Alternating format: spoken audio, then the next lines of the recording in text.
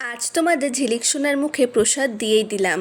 So কোথায় গিয়েছিলাম, কত মাসে দিলাম, সবটাই তোমাদের সাথে আজ এই ভিডিওতে শেয়ার করব। সো হ্যালো এভরিওয়ান, কেমন আছো সকলে? সকলকে জানাই স্বাগত আমার ঝিলিক সোনার নতুন ব্লগে। তো দেখো, এখানে আমরা এসেছিলাম একটি রাধা গোবিন্দের মন্দিরে। মন্দিরটা কিন্তু বেশ পুরনো, প্রায় 130 বছর আগে তৈরি হয়েছিল। আসলে মন্দিরটা ছিল একটি রাজবাড়ি। তো যাই হোক, এখানে কিন্তু ভীষণ কাছে এই মন্দিরটা, আমাদের বাড়ির থেকে প্রায় হাঁটা পথে এসে যাওয়া যায়। এদিকে দেখো, আমরা মেয়েকে নিয়ে চলে এসেছিলাম, আমি, আমার বর এবং আমার শাশুড়ি মা। এসে দেখি মন্দিরটা এখনো বন্ধ, ঠাকুরমশাই আসেনি। তো আমরা কিছুক্ষণ অপেক্ষা করলাম।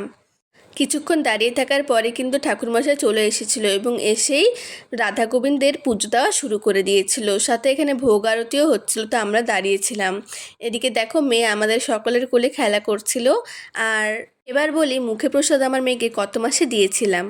দেখো, মেয়েদের কিন্তু মুখে প্রসাদ 5 মাস বা 7 মাসেই দেওয়া হয়, তবে আমার মেয়েকে আমরা মুখে প্রসাদ 5 মাসে দিয়ে দিয়েছিলাম।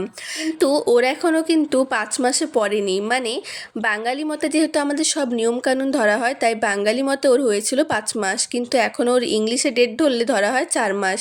তো যাই হোক, দেখো এখানে ঠাকুরমশাই এসে গিয়েছে এবং পুজো শুরু করে দিয়েছে। তারপর হবে ভোগ আরতি। আর ভোগ আরতি হতে হতে এখানে মেয়ে আমার কিন্তু ঘুমিয়ে পড়েছিল। তো যাই হোক, একটু পরেই পুজো শেষ হওয়ার পরে এখানে প্রসাদ আমার শাশুড়ি মা নিয়ে চলে এসেছিলো। তারপর এখানে ওকে ঠাকুর মশাইয়ের কোলে দিয়ে দিয়েছিলাম।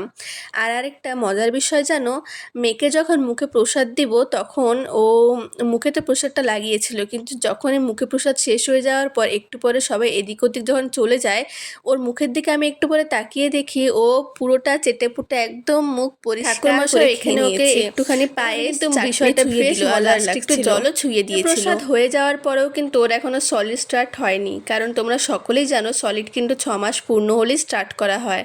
তো দেখো, এদিকে আমার মেয়েরও মুখে প্রসাদ শেষ হয়ে গেল। ব্লগটা তো তোমাদের কেমন লাগলো? আমার মেয়ের ব্লগ দেখতে অবশ্যই জানিও, ভাবছি আরও আমার মেয়েকে নিয়ে এভাবে ব্লগ শেয়ার করব।